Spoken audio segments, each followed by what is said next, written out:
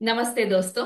मैं वर्षा आप सबको हमारे इस पॉडकास्ट में स्वागत करती हूँ, जहाँ पे हम लोग फिल्मों के जरिए जिंदगी के एक गहरी सबक सीखने की कोशिश करते हैं। आज हम बात करने वाले हैं एक ऐसी फिल्म की जो कि क्लासिक को ड्रामा है। इसका नाम है एक रुका हुआ फैसला। ये पॉडकास्ट में हम बात करेंगे कि इस फिल्म से हम लोग क्या क्या सीखने वाले हैं। सीख चाहे जिंदगी के बारे में हो, जिंदगी को जो आगे लेके जाने वाले मौलों के बारे में हो, या हमारी पर्सनालिटी को और निखारने वाली सॉफ्ट स्किल्स हो। बस हमको इस फिल्म से क्या क्या सीखने को मिलता है, यही देखना है।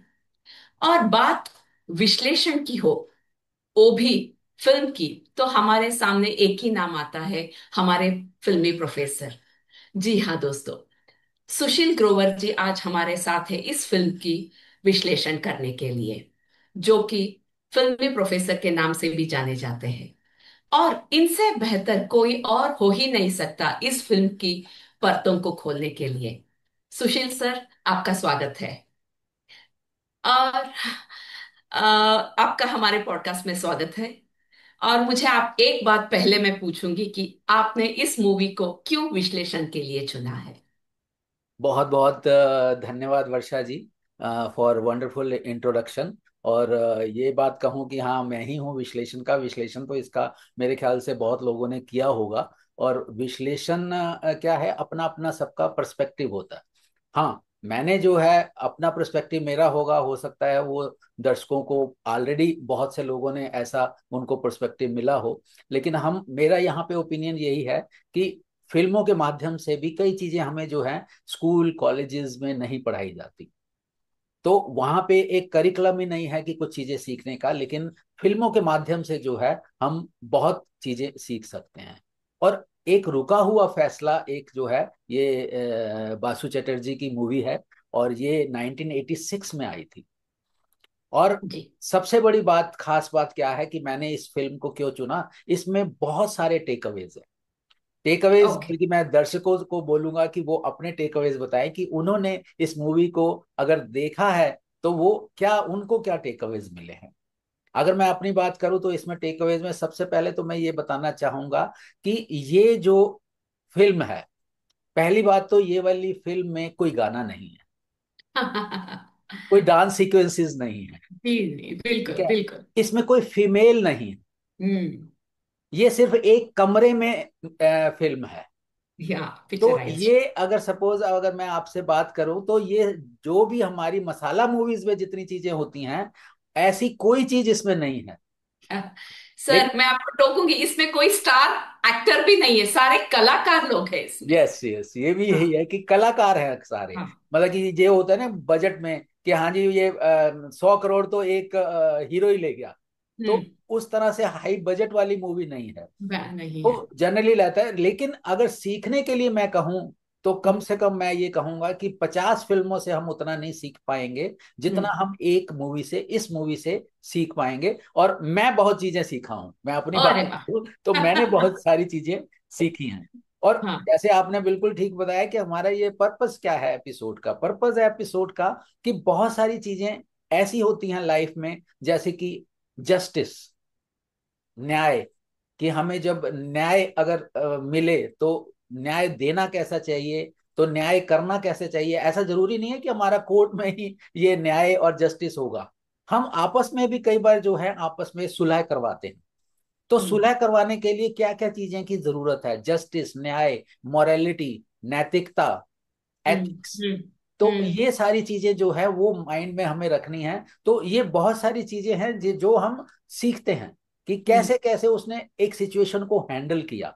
हम्म। और कई बार ऐसा भी होता है कि ना चाहते हुए भी हम कुछ ऐसा कर जाते हैं, और बाद में इस मूवी में हम अभी डिस्कस करेंगे कि हम्म। कई बार अनकॉन्शियसली हम्म। आदमी ऐसा बिहेव करता है, लेकिन हम्म। बाद में पता लगता है कि मैं ऐसा क्यों बिहेव कर रहा था। हम्म। हम्म। तो इस वजह से इसमें बहुत सारे टेकअवेज हैं। ठीक तो है, सबसे पहले तो रीजन यही है कि इसको हाँ। इसीलिए चूज किया। बाकी दर्शक हमें ये बताएंगे कि हाँ जी यस, उनका टेकअवे क्या था। क्या है। ओके। हम लोग ये पॉडकास्ट स्टार्ट करने से पहले ये पिक्चर के बारे में 4 लाइनों में सुनते हैं कि ये पिक्चर क्या है, आखिर में हम लोग क्यों इसको एनालाइज या विश्लेषण करने के लिए चुने हैं। 19 जैसे आपने कहा कि 1986 में रिलीज हुई एक रुका हुआ फैसला ऐसी मूवी है जहां पे 12 जूरी मेंबर्स को तय करना रहता है कि 19 साल का एक लड़का अपने पिता के हत्या के लिए सजा पाने के लिए कटघरे में खड़ा है। क्या वो सही में दोषी है या निर्दोषी है? उन जूरी मेंबर्स को ये तय करना है कि पेश किए गए सबूत करेक्ट है या उसको सजा अभी जो होने वाली है वो सही होगा। ये है। 12 में से 11 जूरी मेंबर्स उस लड़के को दोषी मान लिए रहते हैं। सिर्फ एक जूरी मेंबर सभी को बोलता है कि हमको सबूतों पे और एक बार ध्यान देना चाहिए, क्योंकि एक लड़के की जिंदगी का सवाल है। सत्य क्या है उसको हम लोगों को और एक बार जांचना चाहिए। ऐसे इस ये फिल्म शुरू होती है। ये 12 सदस्यों की चर्चा का भी एक एक कमरे में चर्चा होने वाली फिल्म है। तो क्या सर हम लोग आगे बढ़े इस हाँ, मूवी बस को मैं विश्लेषण इसमें करने वर्षा के जी, लिए? मैं वर्षा जी एक चीज ऐड करना चाहूंगा हम्म। कि जज ने अपना फैसला सुना दिया है। सुना दिया, ओके, ज्यूरी जो हाँ। है, हाँ। ज्यूरी जो है वो 12 सदस्यों की ज्यूरी है। और बराबर। 12 के 12 अगर यूनानिमस हैं, तभी हम्म। उसको जो है कि हाँ कि हम्म। इसने हत्या की है तो फांसी होगी। हम्म। अगर एक भी आपका मेंबर ज्यूरी का बोलता नहीं, तो वो हम्म। उसको जो है वो डिसीजन नहीं हो पाएगा। तो इसलिए यूनानिमस डिसीजन पे ही उन्होंने पहुंचना है। पहुंचना है, बराबर। तो इसके लिए 12 में से 11 एक जूरी मेंबर फिर अपने सबूतों के लिए एक एक करके बात करने लगते हैं। सर जनरली अक्सर जिंदगी में हम लोग आम लोग यही करते हैं कि एक सिचुएशन के बारे में या एक व्यक्ति के बारे में अपना राय पहले से ही बना लिए रहते हैं। भले ही वो उसका रहन सहन हो या उसका कपड़े पहनने का अंदाज हो या बात करने का तरीका हो या उसका बैकग्राउंड हो, हम लोग अपना राय बहुत ही आसानी से एक सिचुएशन या व्यक्ति के बारे में बना लेते हैं। इस मूवी में भी सेम 11 लोग उस लड़के को हत्यारा मान चुके हैं, लेकिन हमको डिसीजन बिना बिना कोई पूरी बात को समझे या किसी उसके उस लड़के के पूरी पक्ष को आ, जांच पड़ताल किए बगैर एक डिसीजन पे पहुंचना कितना रिस्की होता है। क्या जूरी नंबर 8, उसको मैं ऐसे आपको ऐसे ही संबोधित करूंगी क्योंकि 12 लोग हैं तो बोलने में मुझे आसानी रहेगी।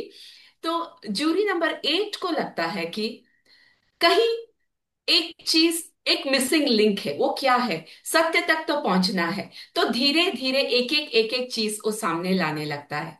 लेकिन सर कितना डिफिकल्ट है सब लोगों में एक ही अकेला बंदा होके डिसीजन को ऊपर लेना, उस इंप्रेशन को जो पहले से ही वो लोग बना के रखे हैं उसको वो गलत है वो उनको समझाने के लिए।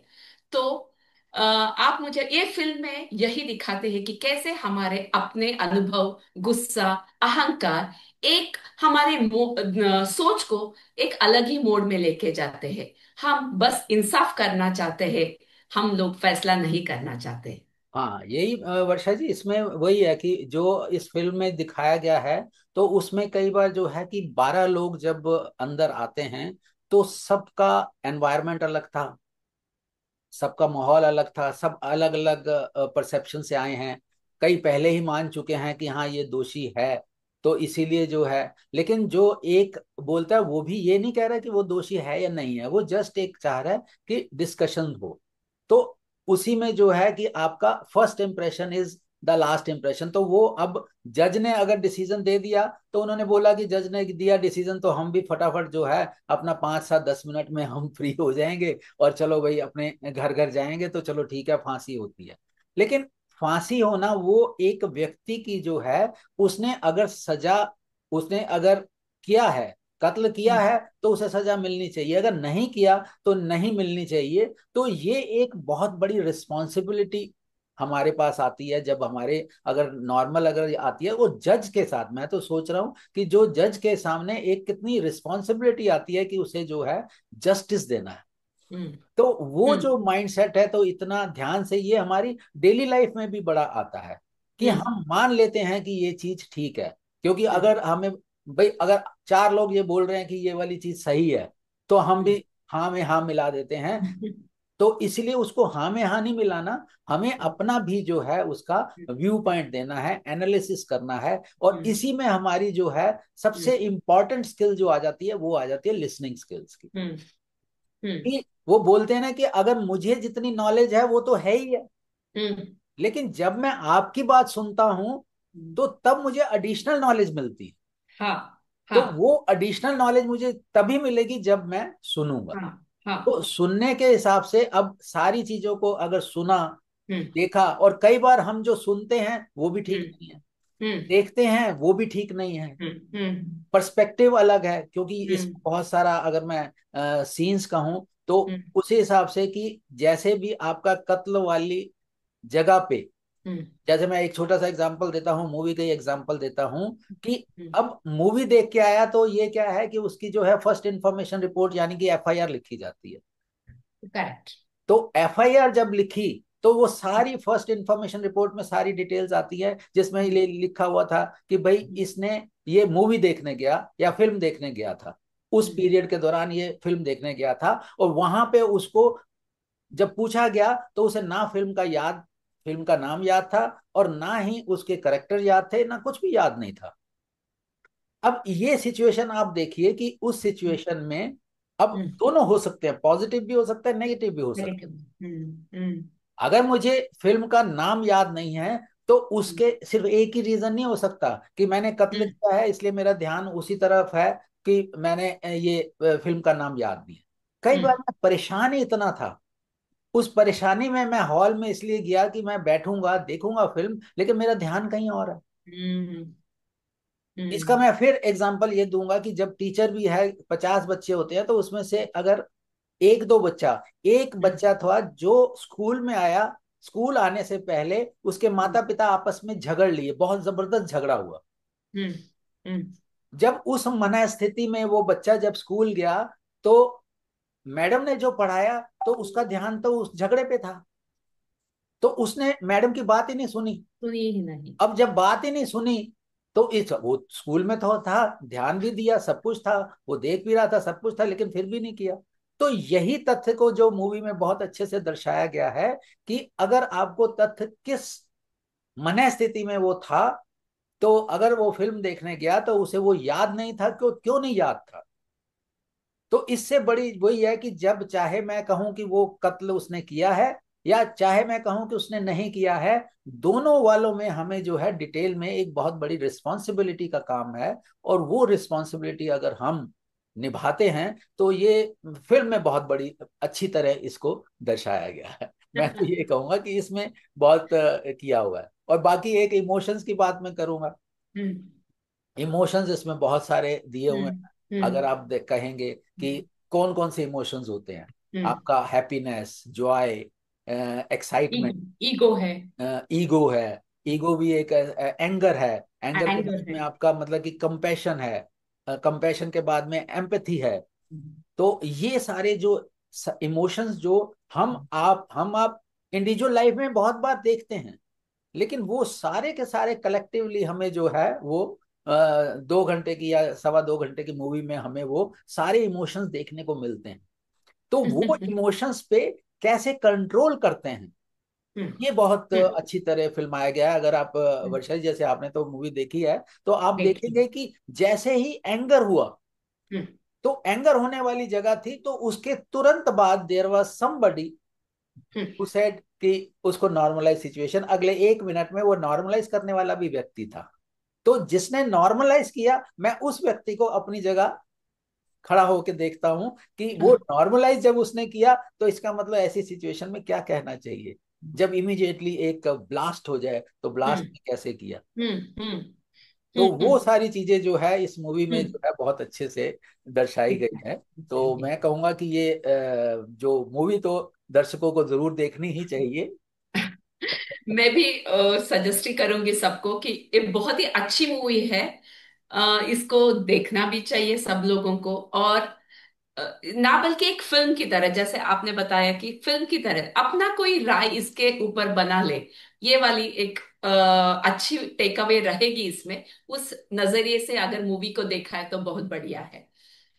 सर, आपने अपने जब हम लोग बात कर रहे थे, आप तीन चीजों के बारे में बहुत स्ट्रेस दिया। एक तो लिसनिंग स्किल्स पे आपने बोला, काम माइंड के बारे में बोला, और इमोशंस के बारे में बोला। मैं तीनों के बारे में अभी मैं बात करूंगी। पहले लूंगी कामर। कामर माइंड कैसा पावरफुल है।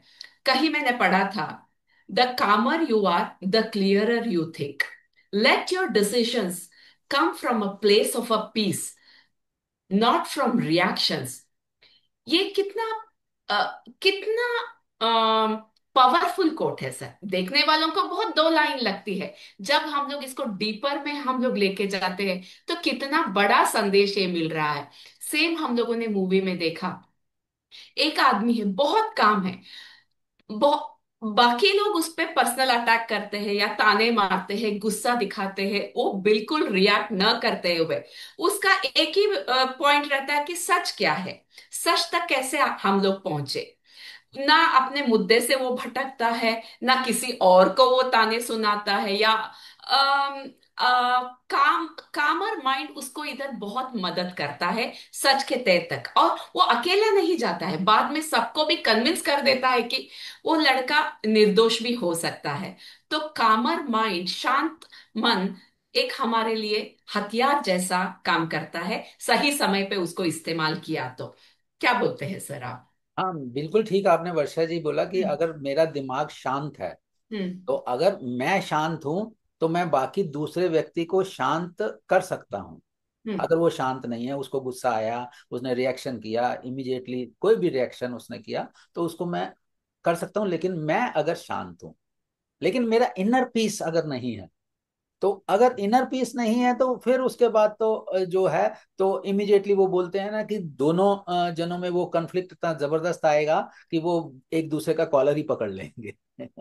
तो इसीलिए जो है काम, हम्म। मुझे जो है शांत रहना, हम्म। तो ये मेरी रिक्वायरमेंट है। अब हम्म। शांत रहने के मेरा तो, अगर पर्सनल ओपिनियन माना जाए, तो हम्म। शांत रहना मेरा वेस्टेड इंटरेस्ट है। मैं सेल्फिश हूं, मैं खुद गर्ज हूं कि मुझे काम क्यों रहना है। हम्म। काम मुझे इसलिए रहना है कि हम्म। मुझे अपनी हेल्थ से बहुत प्यार है। हम्म। मुझे हेल्दी रहना है। हम्म। मुझे आजकल जैसे है वो ब्लड प्रेशर, हार्ट और ये जितनी भी लाइफस्टाइल डिसीजेज हैं, वो मुझे नहीं चाहिए।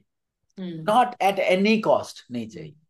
ठीक है। तो अगर वो मुझे नहीं चाहिए, तो मुझे कई बार ना गलती होते हुए भी मैं बोल दूंगा, भाई आई एम सॉरी, कोई दिक्कत नहीं है, आप गुस्से में थे, ठीक है, मेरी हो सकता है जाने अनजाने में मेरी गलती हुई हो, तो उसके लिए मैं क्षमा प्रार्थी हूं, तो कोई बात नहीं। तो मैं अपने आप को शांत रखता हूँ। इसमें फायदा क्या होता है, जब मैं शांत होता हूं तो दूसरे के चांसेस हैं कि वो भी शांत हो जाएगा, वो अटैक नहीं करेगा। ठीक है, उसका अटैक नहीं करेगा। और फिर भी अगर अटैक करता है, तो जो आसपास मेरे लोग होंगे वो उस पर अटैक कर देंगे, भाई ये शांति से बात कर रहा है। जैसे मैं आपको अगर अपना एक रियल लाइफ एक्सपीरियंसेस आपने भी देखे होंगे, मैं बैंक में था। तो बैंक में कस्टमर ने आके बहुत जबरदस्त झगड़ा किया, ये कैसे हो गया, वो कैसे हो गया, ये हो गया, कहाँ है मैनेजर, उसको बुलाओ, ये करो वो करो। मैं अनफॉर्चुनेटली अपॉर्चुनेटली मैनेजर था। तो मैंने वो देखा कि ऐसे ऐसे किया, उसने बहुत सारी इधर उधर की बातें की, ये की। तो वो सारी बातें करके उसने इतना कुछ बोल दिया, इतना कुछ बोल दिया। तो उसके बाद में मैं साइलेंटली सुन ही रहा था। इससे पहले मैं कुछ बोलता या रिएक्ट करता, आसपास के कस्टमर्स ने उसको घेर लिया कि आपको तमीज नहीं है मैनेजर से कैसे बात करनी है, क्या करना है, ये करना है, वो करना है, ये तो मैनेजर इतने नाइस हैं, हमेशा सर्विस दे देते हैं, 2 मिनट में काम हो जाता है, ऐसा हो जाता है, वैसा हो जाता है। तो उसमें वही उस पे जब जब उसने देखा कि इतनी भीड़ मेरे अगेंस्ट है, तो वो भी उसकी टोन भी डाउन हो गई। तो कई बार क्या है, तो इसका ये और तीसरा फायदा मुझे ये है कि जब गुस्से में वो जाएगा, तो अपना जो है ब्लड प्रेशर हाई करके जाएगा। तो मुझे अपना ब्लड प्रेशर तो काम रखना है ना, हाँ। तो इसीलिए हाँ। मेरा सेल्फिश इंटरेस्ट है। तो वही जो यहाँ पे एक करेक्टर जो दिखाया गया है, तो वो इमीडिएटली यस ये ठीक है, यस ये गलत है, वो उसने कुछ ऐसा नहीं बोला। अगर इस करेक्टर को मैं कहूंगा कि वर्षा जी अगर इसको 5 बार भी मूवी देखनी पड़े, मैंने तो हम्म। ये वाली 8-10 बार पिक्चर देखी है। अरे वाह। क्यों, मैं ये भी बता देता हूँ मैंने क्यों 8-10 बार देखी है। क्योंकि जब मैं अपने सेशंस लेता था, कि लीडरशिप के लेसन्स लेता था, तो पहले मैं अपने ऑडियंस को ये मूवी फिल्म दिखाता था। और जितनी बार भी दिखाता था मैं दोबारा बैठता था सामने। ऐसा नहीं कि मैंने देखी हुई है, मैंने देखी हुई है, मैं दोबारा बैठता था। तो जब मैं दोबारा उधर बैठता था तो फिर मैं भी उसमें देखता था। और फिर उसके बाद में नए टेक अवेज आते थे। और नए टेक अवेज जब आते थे तो मुझे भी नई चीजें सीखने में आती थी। जो मैं एक करेक्टर की बात कर रहा हूँ, तो उसने हर बार किसी भी चीज को उसने हाँ या ना दिया, तो उसने सिर्फ एंगल देखा, इसका ये भी हो सकता है, इसका ये भी हो सकता है, इसका ये भी हो सकता है। तो उसने क्वेश्चंस पूछते पूछते ही वो एंड रिजल्ट पे पहुंच गया, रादर देन कि अपना ये जवाब देना। तो वो हम्म। जो क्वेश्चनिंग टेक्निक थी वो हम्म। बहुत अच्छी लगी मैं। लेकिन मैं वापस अपनी बात पे आता हूँ कि इमोशंस जो है, कि आप इतने सारे जो है अपने को काम, जैसे आपने सवाल पूछा, कि काम अपने आप को रखना जो है वो बड़ा जरूरी है। और it needs practice. It needs practice. इसके हाँ। लिए आप ये वाले नहीं है कि मैंने तो एक जो था सत्संग सुना, उसमें भी कहते हैं कि हाँ जी आप शांत रहो। और जब आप किसी मंदिर, मस्जिद, गुरुद्वारे कहीं पे भी जाओ, वहां भी बोलते हैं शांत रहो। हमारे जो सेशंस होते हैं उसमें भी कहते हैं शांत रहो। लेकिन आदमी ये नहीं समझ आता मैं शांत रहूं तो रहूं कैसे। तो उसी लिए, लेकिन इसकी प्रैक्टिस है, उसकी शुरुआत कैसे करनी है, क्या करनी है, तो वो हमारा पूरा करिकुलम है। तो उस हम्म। करिकुलम में जो है, इट टेक्स हम्म। एटलीस्ट जो है, आपको हम 30 डेज 60 डेज नहीं, एटलीस्ट 90 डेज का प्रोग्राम रहता है, जिस 90 डेज में हम बताते हैं कि हाँ जी कैसे आप जो है पीसफुल रह सकते हो, काम रह सकते हो। तो ये वाली चीजें, लेकिन उससे मैं तो बोलूंगा सबसे पहला काम तो यही करो, इस मूवी को देख लो किसी की एडवाइस लेने से पहले। तो उसमें आप देखिए कि कितना वो पीसफुल है और वो कैसे वो है। तो वो मूवी देखना ही पहला स्टेप है मेरे हिसाब से। मैं पूछने ही वाली थी, आपने 10 बार मूवी देखी है तो हर बार आपको एक नया एंगल इस मूवी से दिखा रहेगा, नया एंगल इस मूवी का आपको सामने आया रहेगा। ये मैं पूछने ही वाली थी, आपने ही बोल दिया कि हर बार मैंने एक नया टेक अवे इससे लिया है करके। और रही बात काम और माइंड की, मेडिटेशन कोई भी चीज हमारी एक आदत बनने के लिए 21 दिन की जरूरत लगती है लगातार प्रैक्टिस करने के लिए। उसको अगर अपने लाइफ का एक हिस्सा बनाने के लिए 3 महीना, दैट मीन्स आपने अभी बोला 90 डेज का प्रैक्टिस चाहिए, तभी वो हमारी लाइफ का एक हिस्सा बन जाता है। तो आपका सेशन भी 3 महीने का ही है। पीसफुल कैसे रहे हर टफ सिचुएशन में, इस हमारे माइंड को कैसे काम रखे। और जब हम लोग मन माइंड को शांत रखते हैं, डिफिकल्ट सिचुएशन उतनी ही आसानी से हम लोग हैंडल कर पाते हैं जितना डिस्टर्ब माइंड से करते हैं। तो ये वाली सब लोग जानते हैं, लेकिन कैसे कितने लोग इसको ट्राई किए हैं या एक्सपीरियंस किया है, पता नहीं मुझे। नहीं, ये आपकी और बात बिल्कुल ठीक है कि आपने हाँ। जो बताया 21 दिन वाला, तो ठीक है। जैसे मैंने 90 डेज कहा, तो मैं भी अपने दर्शकों को बता दूं कि हम्म। ये 21 और 21 वाला भी ठीक है। लेकिन हम्म। अभी जो है हम्म। टेक्नोलॉजी जो है, 21 दिन का तो बहुत पुरानी चीज है। और अच्छी हम्म। चीज है कि 21 दिन तो होना चाहिए। हम्म। लेकिन 21 दिन के आज की डेट में आपको 4 स्लॉट चाहिए। इक्कीस हम्म। दिन के 4 स्लॉट का मतलब है 84 डेज, यानी कि हम्म। एज फार एज आपका 90 डेज या 3 महीने हो जाते हैं। 21 दिन में अगर आप लगातार करते हैं तो वो हैबिट बन जाएगी। हैबिट बन जाएगी, लेकिन रिजल्ट आएगा नहीं आएगा कहना मुश्किल है। लेकिन 21 दिन का आपका दूसरा स्लॉट हुआ, तीसरा स्लॉट हुआ, तो हो भी सकता है आपको सिग्निफिकेंट रिजल्ट ना आए। लेकिन अगर जो है जैसे ही 21 दिन वाला चौथा स्लॉट शुरू होगा, यानी कि 64th डे ऑनवर्ड्स, हम्म। आपकी लाइफ पूरी ट्रांसफॉर्म हो जाएगी। 64, 65, 66, 67, जब तक ये 84 डेज तक पहुंचेगा, पूरी की पूरी लाइफ ट्रांसफॉर्म हो जाएगी। लेकिन अगर टेस्ट करना है तो वो टेस्ट यही है कि आपने 3 साइकिल को कैसे पार करना है। और ओह। अगर आपने चौथा साइकिल आपने पार कर लिया, तो उस ये समझ लीजिए कि आप पूरा कंट्रोल आपके हाथ में है। ओहो। You will be controlling your self. और मैं अगर अपने आप को कंट्रोल करूंगा, तो उसका पहला ही है कि बाकियों को कंट्रोल करने से पहले मुझे अपने आप पे कंट्रोल चाहिए। सो दर्शकों, प्लीज सर के बोले हुए इसको आप टेस्ट को प्लीज आजमाइए। छोटी सी एक आदत को आप देखिए, आफ्टर 64th डे कैसे आप पे वो पॉजिटिव इफेक्ट करने लगता है। प्लीज हमारे कमेंट बॉक्स बॉक्स में आप जरूर लिखें एक्सपीरियंस करके। सर मैं आगे बढ़ती हूँ। बयास्ड, अनबयास्ड, बहुत कॉम्प्लिकेटेड शब्द है बोलने के लिए। कई बार हम फैसला लेते वक्त इमोशंस, सोच या पुराने अनुभवों को बीच में लेके आते हैं। फिर वो फैसला सच से ज्यादा हमारे नजरिए पे टिका हुआ होता है। इस फिल्म में भी जूरी के मेंबर्स सारे, कोई उस लड़के के बैकग्राउंड को देखता है या उसके व्यवहार को देखता है, कोई उस लड़के के और सभी इतने जल्दबाजी में हैं उस लड़के को दोषी ठहराने में। वो अपने मन मन में फैसला ले चुके हैं कि ये लड़का दोषी है। उस उनका आ, पूर्वाभास को, जो अपने प्री कंडीशन को शांत रख के, पूर्व विचारों को साइड में रखे, सिर्फ सच को देखा तो ही असली फैसला हम लोग ले पाते हैं। तो ये वाली मुझे पिक्चर में, इस मूवी में बहुत ही अच्छी वाली टेक अवे लगे सर।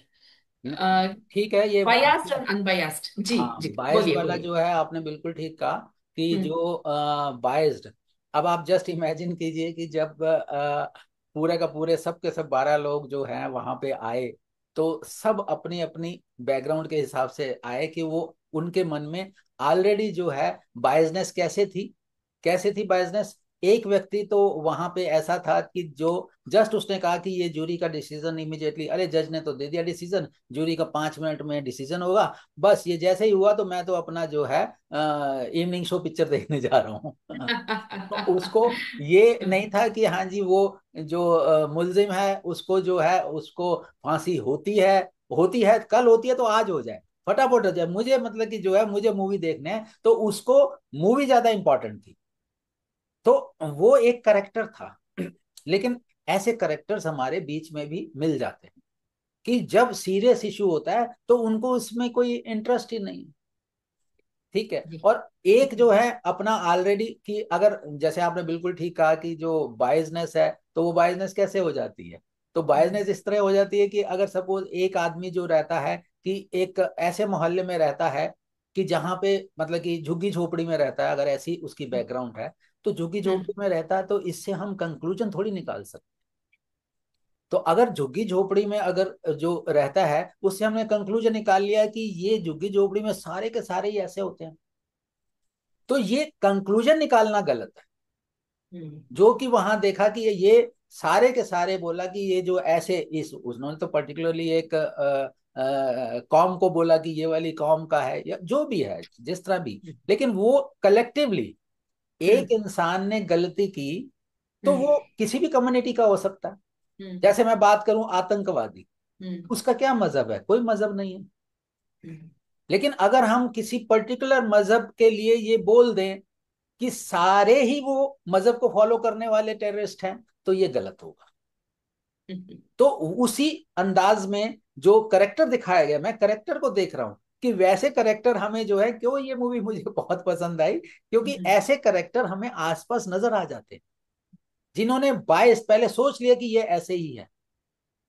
मैं इसका एक और आपका ज्वलंत एग्जाम्पल देता हूँ कि एक शायद मूवी का ही था, मूवी में दिखाया, तो उसने एक पर्टिकुलर जो था कि बहुत गालियां उसके मतलब पड़ोस में एक मुस्लिम आदमी रहता है।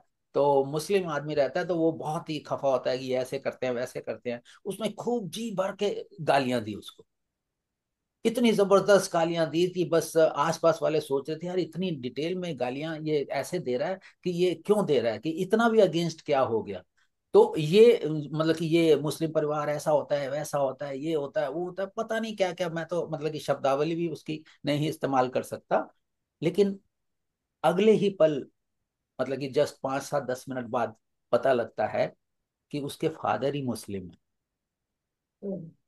हम्म बैकग्राउंड मतलब कि कौन कहाँ से किस तरह है, तो वो किसी वो हैं मुस्लिम, लेकिन वो कैसे हुए, कैसे शादी हुई, क्या हुआ, ये नहीं हुआ, वो लंबी कहानी मैं नहीं जाऊंगा। लेकिन अगले ही पल उसको पता लग गया कि वो खुद मुस्लिम है। और जब खुद मुस्लिम, तो अब ऐसी सिचुएशन में जो एम्बेरसिंग सिचुएशन जो उसकी होगी, तो अगर अगर वो छोटे दिल वाला होगा तो आत्महत्या तो कर ही लेगा। तो इसीलिए जो है हमें बाइस्ड होके किसी चीज को देखना है। जैसे कि मैं शेक्सपियर का एग्जांपल दूंगा कि शेक्सपियर ने कहा था कि देयर इज नथिंग राइट और रॉन्ग, कुछ भी गलत और सही नहीं है। तो जब कुछ भी सही और गलत नहीं है, ये हमारा नजरिया है कि हम उसको बोलते हैं कि ये ठीक है, ये गलत है। इसलिए बिफोर पासिंग एनी जजमेंट, तो वो हमें जो है बहुत सारी चीजें इसमें पता लगेंगी कि हाँ जी ये वाले। इसलिए मैंने कहा कि ये मूवीज में डिफरेंट एंगल्स जो दिखाए गए हैं ब्यूटीफुली। मुझे तो ये वाले है कि इस मूवी में मेरा बस चलता तो मैं इसको ऑस्कर तो मैं दे देता। और मैं एक और चीज यहाँ पे रिक्वेस्ट करूंगा कि भाई इस माध्यम से हम रिक्वेस्ट करेंगे सरकार को कि कई बार ऐसी पिक्चरें जो होती हैं, जो क्लासिक पिक्चरें होती हैं, वो लोगों से, ऑडियंस से दूर हो जाती हैं। तो इसको जो है दोबारा जो है आज हॉल पे अगर लगेगी, मैं मतलब मुझे तो पूरी उम्मीद है कि जिस तरह ये हाउसफुल जाएगा ये बात। और हाउसफुल बहुत ऐसी पिक्चरें हुई हैं, कुछ एक ऐसी पिक्चरें हुई हैं जो पहले हॉल में लगी उतनी नहीं चली, लेकिन ओटीटी पे इतनी फेमस हो गई, उसके बाद हॉल में लगी तो वो बहुत बॉक्स ऑफिस हिट हो गई। और मैं सरकार से भी अनुरोध करता हूँ कि इसका टैक्स फ्री कर दे। बहुत अच्छी बात है सर। और एक बार हम लोग रिक्वेस्ट करेंगे गवर्नमेंट से कि इसको टैक्स फ्री करें, और एक बार थिएटर में रिलीज करें ताकि मैक्सिमम लोग इसको देख पाए और इसको, इस ब्यूटीफुल मूवी को एंजॉय करें। सर, आप बायस्ड और अनबायस्ड के ऊपर अपना एक एमबीए का किस्सा हमको शेयर करने वाले थे। मैं तो जानती हूँ, हमारे मैं रिक्वेस्ट करूंगी कि आपको, आपके हमारे दर्शकों के लिए भी वो किस्सा शेयर करें। हाँ, ये बहुत ही मेरा पर्सनली किस्सा है कि कई बार हमें जो है इम्पार्शियल होना, वर्षा जी, कई बार बहुत डिफिकल्ट है, इतना हम्म, इजी नहीं है। जैसे मैंने बोला ना कि हम्म, आपको प्रैक्टिस करनी पड़ेगी इसके लिए, हम्म, इम्पार्शियल होना हम्म, उतना आसान नहीं है। हम्म, और उसके लिए मैं एग्जाम्पल देता हूँ। पहले आपका अपना एमबीए का एग्जाम्पल देने से पहले एक छोटा सा एग्जाम्पल मैं देना चाहूंगा कि एक टीचर है स्कूल में, उसके 30-40 बच्चे हैं उस क्लास में। एक बच्चा सुबह हर रोज उसे good morning ma'am, good morning बोलता है। वो उसको गुलाब का फूल भी ला के देता है मॉर्निंग में, मैम ये आपके लिए मैं गुलाब का फूल लाया हूँ। अभी अगर सपोज टीचर्स डे होता है तो टीचर्स डे के लिए छोटा सा रैप करके उसको गिफ्ट भी देता है। तो अब ये सारी चीजें जब वो बच्चा कर रहा है, तो एक ह्यूमन नेचर है कि we appreciate them who appreciate us. तो स्वाभाविक बात है कि अगर उस टीचर का उसके बारे में बायस्ड पन हो जाना, बायस्ड हो जाना स्वाभाविक है। वो टीचर का है या ऐसा है, ये बाकी आप एग्जांपल भी रिलेट ह्यूमन कर नेचर सकते है हैं सर, कि ये ये ह्यूमन ह्यूमन नेचर। नेचर है कि वो बायस्ड हो सकता है। हम्म, मैं क्यों अपने एफएमएस प्रोफेसर हम्म, का फैन हो गया कि जब उन्होंने बताया कि यही सिचुएशन, जब हमारे जो है एमबीए में देयर वर 200 स्टूडेंट्स बैच में थे, तो वो जो है नॉर्थ दिल्ली साउथ दिल्ली के टोटल का, दिल्ली यूनिवर्सिटी के में 200 का बैच था। तो उसमें जो है वो देना, उसमें अलग होते हैं। एमबीए में क्या होता है, इंटरनल मार्क्स भी होते हैं और एक्सटर्नल रिटर्न एग्जामिनेशन भी होता है। जब इंटरनल मार्क्स मार्क्स जब वो मैडम देती थी, तो वो उन्होंने बताया कि वो कैसे अनबाइस्ड होती है। वो उन्होंने बताया कि कैसे होना, इट इज डिफिकल्ट। वो हम्म, कहते हैं अब इंटरनल एग्जाम है, इंटरनल एग्जाम में क्या मार्क्स होते हैं। एक बच्चा है जो स्टूडेंट है जो बहुत जवाब देता है, जो क्वेश्चन पूछो उसका जवाब देता है, टाइम पे आता है, टाइम पे जाता है, सब कुछ ये वाला करता है। लेकिन साथ में कुछ ऐसा है जो हमें वही गुड मॉर्निंग भी करता है, जाते समय जो है फिर जैसे सारे चले जाते हैं स्टूडेंट्स, आके कुछ इंटरेक्शन भी करता है कि पूछता है मैडम ये कैसे हुआ, वो ये कैसा हुआ, ऐसा कैसा हुआ, ये पूछता है। और कई ऐसे भी होते हैं कि जो इमीडिएटली मेरी चैम्बर में आके मुझे मैम ये वाली चीज जो है मुझे थोड़ा सा ये समझ नहीं आई, ये समझा दो, या कुछ भी। वो इंटरेक्शन मीन्स वो अपने आप के चेहरे को वो करते हैं कि टीचर मुझे पहचान ले। तो ऐसी पहचान करने के बाद अब इंटरनल मार्क्स देने के वक्त ये फिर स्वाभाविक है कि इंटरनल मार्क्स देने के वक्त अगर मैं, वो कहती है कि मैं नाम तो छुपा लेती हूँ। हम्म। जब मैंने इंटरनल मार्क्स देने हैं, मैं नाम छुपा लेती हूँ, सिर्फ रोल नंबर से देखती हूँ कि उसको मेरे क्राइटेरिया से, जो मेरे क्राइटेरियाज हैं, 5-7 क्राइटेरिया हैं, उस क्राइटेरिया के हिसाब से वो स्टूडेंट कहाँ पे आता है। तो वो मैं, अगर मैं नाम से आ जाऊंगी तो मैं बाइज्ड हो जाऊंगी।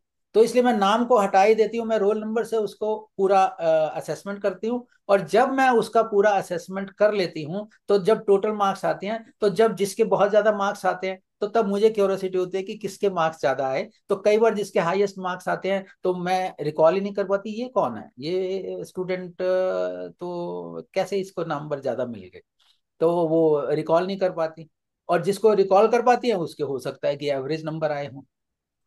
तो ये तरीका मुझे लगा कि जब आपको अनबायस्ड होना है तो उसके भी तरीके हैं, एफर्ट्स लगती है। हम्म।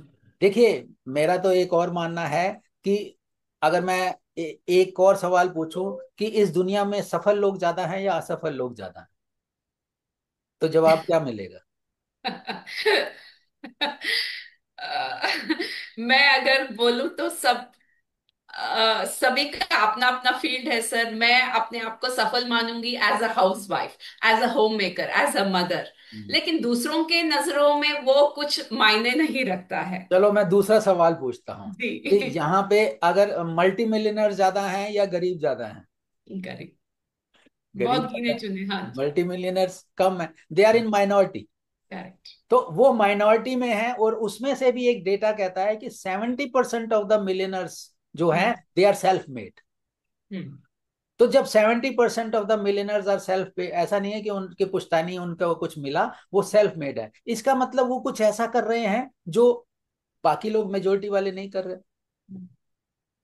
तो उसी तरह मैं वापस उसी पे आऊंगा एग्जाम्पल पे, जो अनबायस्ड होना, why she is professor at FMS, कि वो एक यूनिक, ये अलग जो है, एक अलग सीख दी हुई है। एक ब्रांड नेम इतना जबरदस्त बना। अच्छा, अब ब्रांड नेम ऐसा बन गया कि आज ये एफएमएस से आपने पढ़ाई की है, because they give that much of value. और इसके लिए जो है, जरूरी नहीं कि हमें एफएमएस ही सबको करनी है या एमबीए करनी है। मैं ये कह रहा हूं कि कोई भी अच्छी चीज या अनबायस्ड या इम्पार्शियल होना, it takes effort, it requires effort. और वो एफर्ट जो है, अगर कोई भी डालेगा तो वो उसमें एक्सेल करेगा ही करेगा, लेकिन उसको एफर्ट डालनी है। तो ये ऐसा, तो इसलिए मैं ये देखता हूँ कि सबसे आसान एफर्ट मेरे लिए ये हो सकती है, मैं इस मूवी को 3 बार देख लूंगा। तरीका बहुत ही अच्छा है। हम लोग सोच भी नहीं सकते कि ऐसा भी किया जा सकता है। जब दिमाग में काम करने का बारी आए, तरीका अपने आप सामने आ जाती है। पहले तो हमको अनबयास्ड रहना चाहिए, ये दिमाग में सोच आनी चाहिए सर, तब बाद में सामने फिर वो मैम को लगी कि हाँ, मैं ऐसे करके मेरे मुझे सारे स्टूडेंट्स इक्वल है, और उनके इसके हिसाब से, उनका कैपेसिटी के हिसाब से ही मैं, जो वो बच्चा डिजर्व करता है, मैं उतना ही उसको मार्क्स दूंगी या असेस करूंगी करके। It's a very good thought. और इसमें मैं एक चीज और वर्षा जी ऐड करूंगा कि मूवी के हिसाब से देयर वाज वन पर्सन जो कि popularly known as mister Pankaj Kapur जो, तो वो लास्ट तक, मतलब आप शुरू के उनके डायलॉग सुनोगे तो लास्ट तक के डायलॉग्स में अगर हम देख रहे हैं तो लगेगा कि he is biased, hmm. Biased absolutely. Due to certain cause. मैं कॉज भी एब्सोल्युटली। बताऊंगा यहाँ पे, क्योंकि वो मूवी का एक क्लाइमेक्स खत्म हो जाएगा। तो वो ही वॉज बाइस्ड, लेकिन even he was not aware कि ही वॉज बाइस्ड। मजे की बात यह है, अननोइंगली। अननोइंगली। हाँ, अननोइंगली। सबसे बड़ी बात ये वाली है कि ये नहीं कि हम कॉन्शियसली बाइज्ड हैं, तो हम अनकॉन्शियसली बाइज्ड हैं। और ये वाली जब अनकॉन्शियसली जब बायस्ड होते हैं, तो एक पूरा का पूरा बोलते हैं ना कि जो हमारी आंखों के आगे जो पर्दा था, वो पर्दा हटा। और वो पर्दा हटने वाली बात की है, तो वैसे भी करेक्टर हमें जो मिलते हैं जो कहते हैं कि नहीं, मैं बायस नहीं हूं, नहीं हूं, नहीं हूं, लेकिन वो हैं। तो अनकॉन्शियसली दे आर बाइस्ड। तो इस बाय। मूवी में बहुत जबरदस्त तरीके से ये, मतलब कि दिखाया गया है कि हाँ। हमारे ना चाहते हुए भी हम कैसे बायस हो जाते बराबर बराबर सर।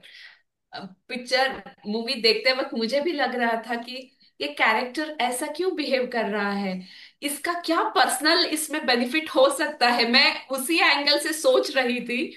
तो बाद में अंत में पता चलता है तो he was doing it unknowingly. Some background उसका सिचुएशन जो भी है उसका।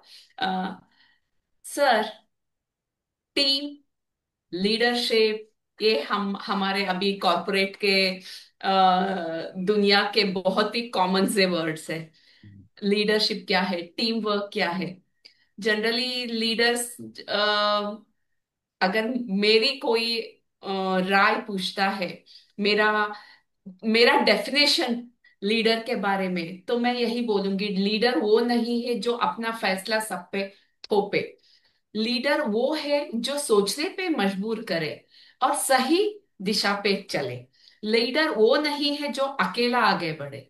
लीडर वो है जो अपने साथ के जो लोग भी, साथी को, अपने साथी को भी आगे लेके चले।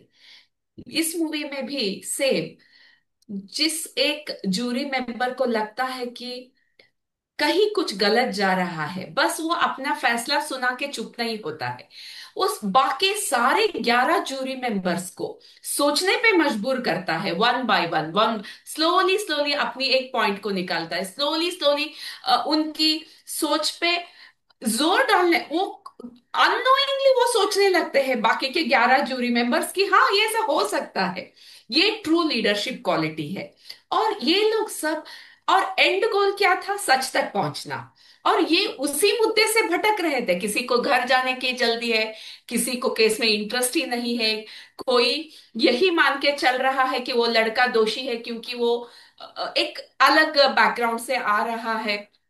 लेकिन एक जूरी मेंबर सबको ये सोचने पे मजबूर करता है, और एंड गोल क्या था कि सच तक पहुंचाना, वहां तक सब लोगों को लेके जाता है। ये रियल टीम वर्क भी इस मूवी में दिखाया है सर। नहीं, इसमें टीम वर्क, वर्षा जी, मैं टीम वर्क पे आने से पहले हाँ। मैं एक और चीज आपको बताना चाहूंगा कि इसमें जब आप एक जूरी मेंबर बिल्कुल 11 के बिल्कुल अगेंस्ट में खड़ा हुआ है, तो उस तरह से कि वो 11 के 11 लोग उस पर झपट पड़ते हैं कि वो इसने ऐसे कैसे कह दिया। तो मैं ये कह रहा हूं कि वो पहले 10-15 मिनट, 25 मिनट बहस इतनी गर्मा गर्मी हो जाती है। मैं ये कहना चाह रहा हूं कि जब आप अकेले होते हो तो हम्म। भगवान भी आपका साथ देता है। हम्म। ये भी मूवी में कैसे दिखाया गया, मैं अभी आपको एक्सप्लेन करता हूँ। कि जब एक जूरी मेंबर बोलता है कि हाँ मैं और तथ्य इकट्ठा करना चाहता हूँ तो डिस्कशन कर लें, तो 15-20 मिनट में जो है वो बहुत हॉट डिस्कशन हो जाता है। तो फिर वो बोलता है कि भाई ये इतना हॉट डिस्कशन हो रहा है, तो मैं तो जी ठीक है, अगर आप 11 के 11 लोग ही अगर मानते हो कि ये कल्प्रिट है तो इसे सजा मिलनी चाहिए। तो एक काम करते हैं जो बहुत ही जबरदस्त, मुझे सीन वो बहुत अच्छा लगा। उसने कहा कि देखो ऐसा है कि मैं दोबारा एक बार वोटिंग कर लेते हैं और मैं वोटिंग में हिस्सा नहीं लूंगा, क्योंकि मैं तो ऑलरेडी कह ही रहा हूं कि डिस्कस कर रहे हैं, तो मैं वोटिंग में हिस्सा लेगा। तो इन 11 लोगों में से अगर कोई भी एक व्यक्ति ये कहता है कि हाँ मतलब कि मैं ठीक हूं, तो फिर तो डिस्कशन पूरा होगा, नहीं तो मैं सरेंडर कर दूंगा, उसको कल्पित मान के उसको सजा देते। हम्म। तो जब वो ऐसा बोलता है तो उसमें एक व्यक्ति जो है वो फिर वोटिंग उसके अगेंस्ट कर देता है, नॉट गिल्टी। हम्म।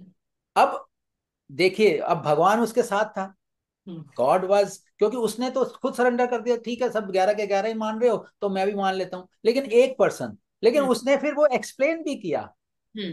कि एक आदमी 11 आदमियों के अगेंस्ट अकेला खड़ा है, लड़ रहा है, सब कुछ कर रहा है, अपनी बात कर रहा है, तो मैं भी अभी उसको गिल्टी नहीं कह रहा या नॉट गिल्टी नहीं कह रहा, लेकिन हम्म। मैं एज ए सपोर्ट उसको फेवर दे रहा हूं। तो वो एज ए सपोर्ट उसको दिया, तो एक पूरा का पूरा क्लाइमेक्स एकदम आ गया कि उसको सपोर्ट किस ढंग से मिली। तो ये जो ब्यूटीफुली जो डिपिक्ट किया गया है कि वो उसको सपोर्ट कैसे एक जने की मिली। तो एक जने को जब सपोर्ट मिलती है तो ऐसा, जैसे आपने बिल्कुल कहा कि ठीक कहा कि टीम वर्क, और मैं वापस आता हूँ कि टीम वर्क कैसे देखा गया। नॉर्मली जब आप ये डिस्कशन, जब भी हम 4 लोग होते हैं, 8 लोग होते हैं, या जो भी इकट्ठे जब भी हम बात कर रहे होते हैं, तो उसमें ये कुछ 4 फेजेस होते हैं, जो रिसर्च बेस्ड 4 फेजेस हैं। तो उसमें बोलते हैं कि सबसे पहले, क्योंकि सब अलग अलग बैकग्राउंड से आते हैं, तो उसमें उसको हम बोलते हैं फॉर्मिंग। जहां पे अगर सपोज जैसे 12 जूरी के मेंबर थे, तो 12 लोग सब वो फॉर्म टीम में नहीं थे, अभी वो अलग अलग बैकग्राउंड थे, कौन दूसरा क्या बोल रहा है उसको काटना है, क्या करना है, ये सब तो फॉर्मिंग स्टेज में थे। तो अभी तो एक दूसरे के बिल्कुल अगेंस्ट, एक ने यस कहा, दूसरे ने नो, नो यस, ऐसा चलता रहेगा। सेकंड स्टेज उसी में आती है स्टॉर्मिंग। नॉर्मिंग के बाद स्टॉर्मिंग। वो स्टॉर्मिंग एज क्या होती है कि जस्ट झगड़ा इतना जबरदस्त होता है कि एक दूसरे को, कि तूने ऐसा क्यों कहा, ये क्यों कहा, वो क्यों कहा, ये सब, मतलब कि वो वाला स्टॉर्म, एक तरह के भूचाल आ जाता है उसी आपके ग्रुप में। फिर जैसे ही भूचाल आता है, तो उसके बाद में थर्ड स्टेज आती है जिसको हम बोलते हैं नॉर्मिंग। तो जब नॉर्मिंग आ जाती है, तो एवरीथिंग की भूचाल, की ऐसे नहीं ऐसे भी हो सकता है, ये भी हो सकता है, तो वो फिर नॉर्मिंग स्टेज आ गई। और फिर फोर्थ स्टेज होती है परफॉर्मिंग। परफॉर्मिंग मीन्स क्या है कि अब सारे जो है वो अलाइन करते जाते हैं। तो वही बात थी कि जैसे ज्यूरी मेंबर पहले एक था, वो फॉर्मिंग, स्टॉर्मिंग, और फिर आपकी नॉर्मिंग के बाद जो स्टेज जो थी उसकी परफॉर्मिंग, एक एक एक करके 12 के 12 ज्यूरी मेंबर्स अपना यूनैनिमस डिसीजन दे देते हैं कि हाँ जी, नॉट गिल्टी। तो ये एक बहुत अच्छा एग्जाम्पल है टीम वर्क डेवलपमेंट का, कि अगर आपने टीम को अगर देखना है तो ये 4 स्टेजेस होंगे, इसलिए आप इन 4 स्टेजेस से जब स्टॉर्म आ जाए तो भागिए मत।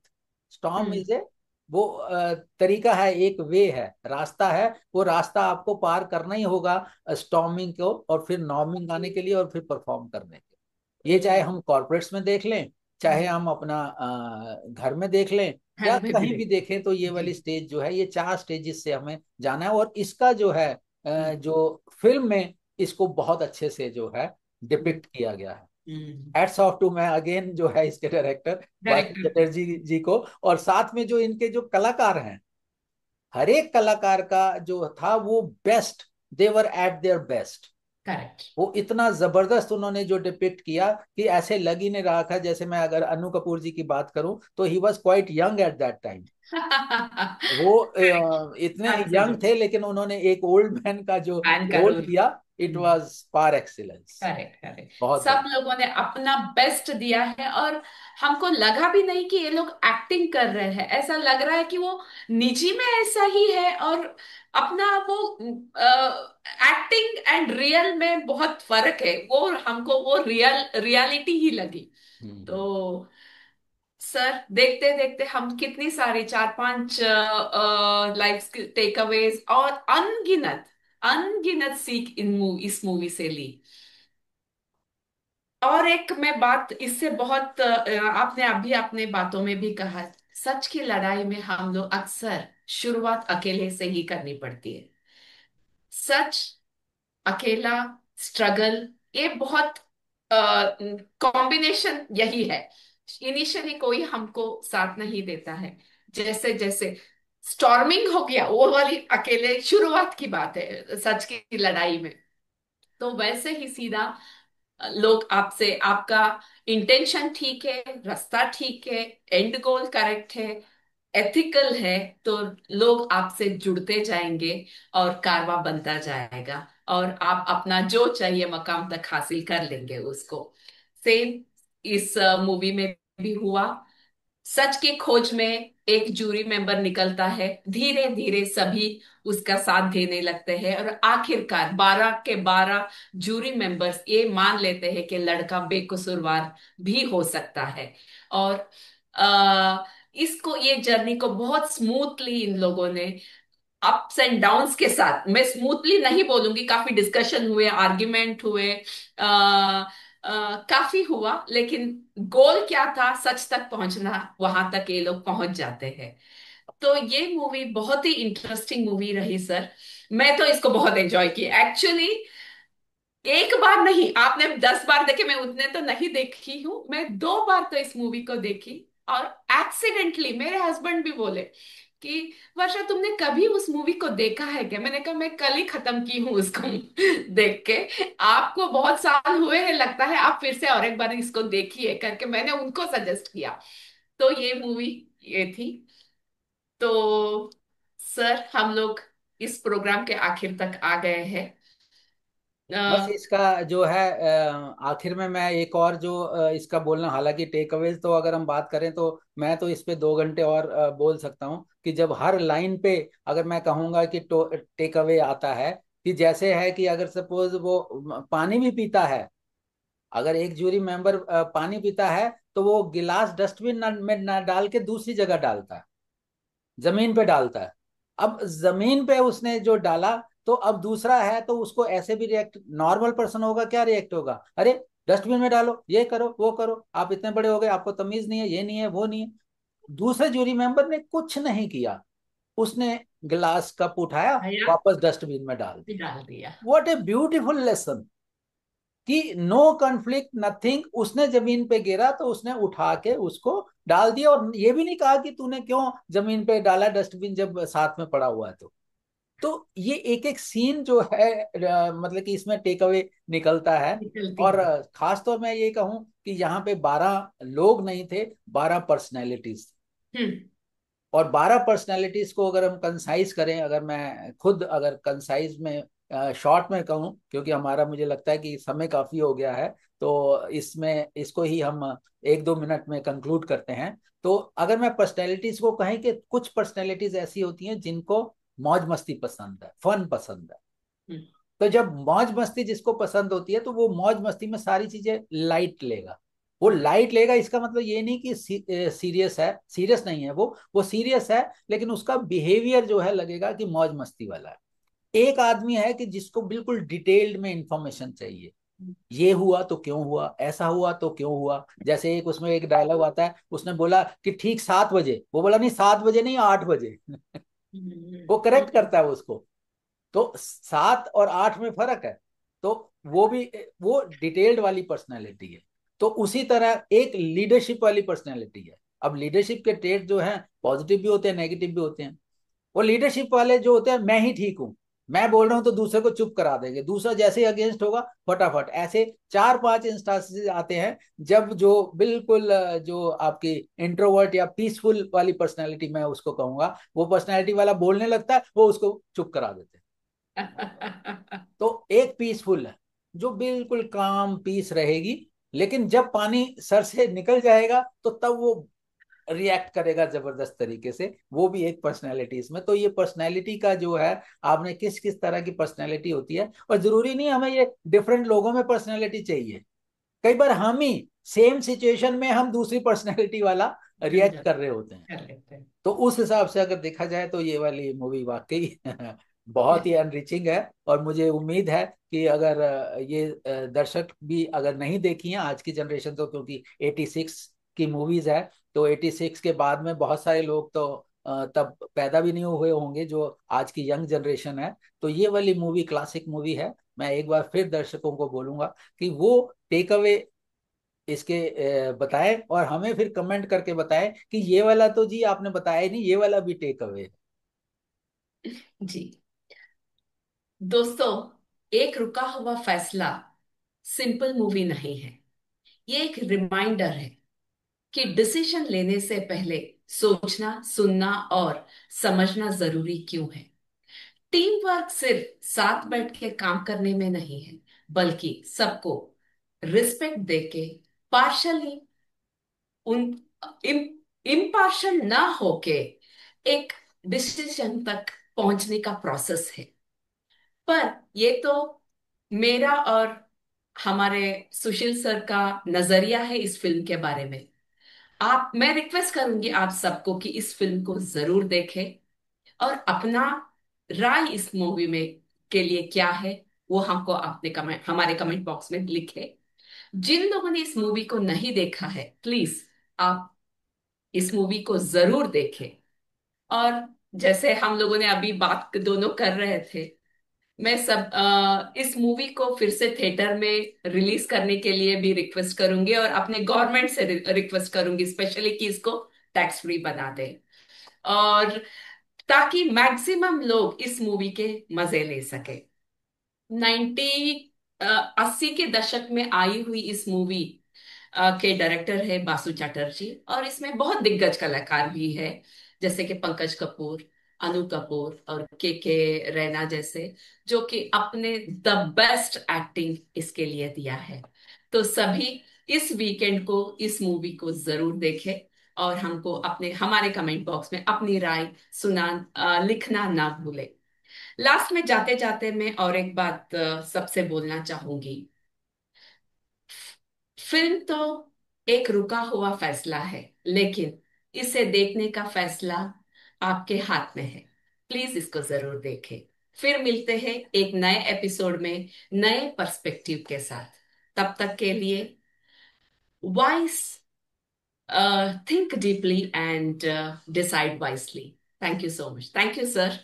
Thank you so much. और मैं अंत में ये भी कहूंगा कि अगर जैसे हमें ये क्लासिक मूवी लगी है तो मैं अपने दर्शकों से रिक्वेस्ट करूंगा कि कमेंट करके बताएं कि कौन सी ऐसी क्लासिक मूवी है कि जिसपे आप चाहेंगे कि उसके ऐसा ही एनालिटिकल डिस्कशन हो, तो हम उस पे भी वो डिस्कशन करेंगे। तो वो भी हमें आप कमेंट बॉक्स में लिखिए। तो बिल्कुल बिल्कुल, दर्शकों प्लीज, आप जिस मूवी के बारे में विश्लेषण चाहते हैं उस मूवी का नाम भी हमारे कमेंट बॉक्स में प्लीज आप लिख दीजिए, ताकि हम लोग उस मूवी के बारे में एक नए नजरिए के साथ अगली बार आपसे मिले। तो मैं वर्षा जी अपने दर्शकों को एक बार बता दूं कि वर्षा जी जो हैं वो बहुत ही डेडिकेटेड एक एंकर हैं।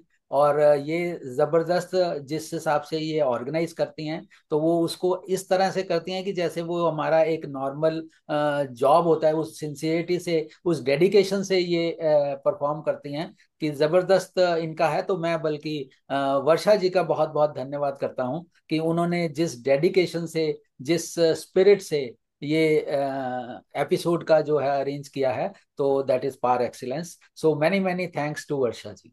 Thank you sir, thank you so much, thank thank you. You.